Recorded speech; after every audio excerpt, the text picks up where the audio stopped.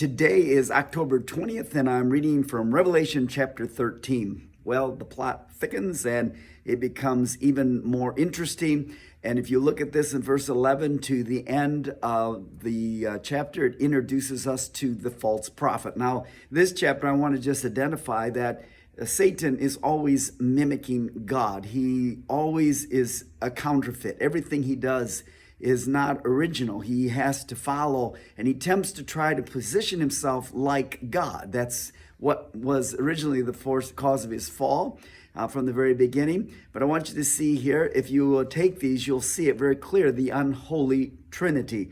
You've got the false prophet, that's the anti-spirit. And then you've got the beast, which is the antichrist. And then you've got the dragon, Satan, who is that godlike figure. And so Satan has brought together this team, and they work in a counterfeit manner, much like what we see the Holy Trinity operating, but for evil and for wickedness. And for the false prophet is to point people to antichrist. And so he brings up these convincing signs and wonders. It says that he builds a big image, no doubt an image to the Antichrist, probably the very person of image of the Antichrist himself. And the Bible tells us that this image actually even comes alive. The whole world is under the spell of demons. And so again, understand what it's going to be, what the climate's going to be like here when the church is taken out and then the Holy Spirit is removed. As we enjoy it now. Of course, the Spirit is still available because during this time, people will be coming to Christ. And so you might be asking yourself, who are these people of which it says, look in verse 7, it was granted to him to make war with the saints and to overcome them. And the fact is that you don't want to be here for this. And you don't need to be here for this part. Because in chapter 4, the church, the saints, the church is raptured out. And we're seated, then robed, crowned in heavenly places. But for people that were not ready, the ones who ran out of oil, that when Jesus came as a thief and they weren't prepared, will be left behind. And then there will be those coming to Jesus. And there'll be Jews, they'll be coming to Jesus, and they'll discover he's the one. And so this is the war that's going to be going on during this period of time. Look in verse 8, it says, all who dwell on the earth will worship him. That's Antichrist, whose names have not been written in the book of life of the Lamb slain from the foundation of the world. And so you've got the whole world now turning to the devil. And it's a devil-infested, demon-infested world. And it will be darker than dark, and evil and wickedness everywhere. Now, the false prophet's job, again, is to convince and persuade in a counterfeit way what the Holy Spirit does, but for evil, to draw the whole world to worship the Antichrist. Now look down in verse 16, and here we have it, the plot. You've heard about this, the mark of the beast.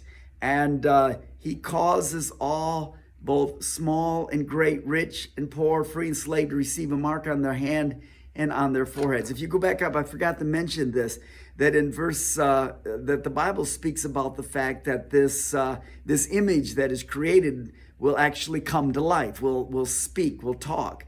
And no doubt this is going to be a demon-possessed moment in which it will be very convincing, and it will be on broadcasted around the world, and it will be one of those things that will lead people into delusion, and maybe others that will suddenly then think, well, this must be real, and they'll pledge their allegiance to it, but it will be convincing. Well, then comes this mark that the Bible warns about, and it's a mark that's going to be planted on the forehead or the right hand, and the mark is more than just, I want to talk about it because you can't buy or sell without it. The mark is identified with the beast. Now, why this is important is some people think that is it just going to be a chip? And I want to say, no, it's not just a chip. It's not just simply something that you could take and it's business as usual. No, this is going to have a spirit attachment. Just as you and I, when we receive the Holy Spirit, we are changed into a different person. When we ask the Holy Spirit and we receive the fire of his presence, and we're taken over under the influence of the Spirit. As the new wine, we become intoxicated by the Spirit of God. Well, this mark is identified with the number 6. Remember, 6 is the number of man. Man was created on the 6th day, and it's beneath perfection. But the idea here is that when someone voluntarily opens himself up to receive the mark, it is more than an external identification. It becomes an internal connection to Satan himself. That's the reason that once a person receives the mark, there's no turning back. You have forever sealed your soul over to Satan. You have turned your life over to Satan. And that's why this is such a horrid mark. And so it definitely will be connected with some kind of merchandising. So yes, it will be something used in commercial business, and without it you can't. But much more importantly, it will be connected with the devil himself. And it will be, when that is implanted in the forehead of the right hand, I believe it will be an impartation of the spirit of the devil. Just as you and I receive the seal of God on our forehead and the impartation of the Holy Spirit, this will be the dark side, and there's no turning back. No turning back on this. And that's why we're given such a clear warning of not participating in this. I want to simply say this, that we are being groomed now for this. And so, though I make it clear that the mandated vaccination and the mandated mask wearing, while I understand it's not the mark or is not associated with the mark, there is the dress rehearsal to where people comply. And we are told, you can't do business here if you don't, or you can't work here unless you. And what happens is it conditions us to be ready and accepted of those things that will come down further the road. And obviously, all of this is interconnected.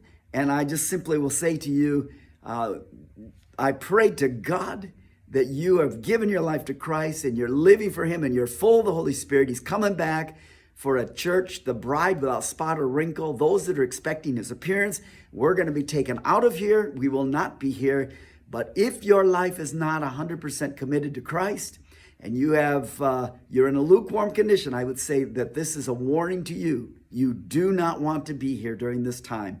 And those that are here are the individuals who've come to Christ following sometime during the tribulation period, have given their lives to Christ, and now these are the saints that will have to make the decision of their allegiance to Christ. So all of this fascinating, so many details that we'll talk about more as we begin to dive into this on Sunday mornings. I pray today, may the Holy Spirit bless you, and may you count the cost, and may you cling to the cross as you make the decision you're going to follow Jesus wholeheartedly.